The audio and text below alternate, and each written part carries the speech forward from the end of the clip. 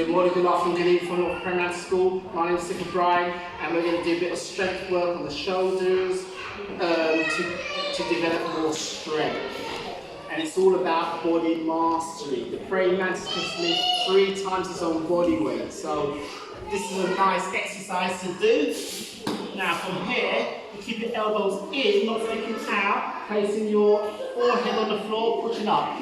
But it's done this way, so your elbows in, pushing up. So you put a lot more pressure on your shoulders. Then from here, place, pick up, push up, place, pick up, and push up. It's a very good exercise for your core area to strengthen your trunk, basically.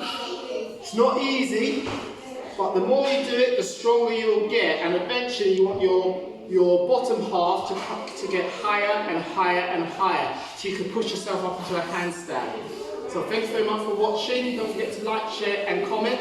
Until next time. Oops!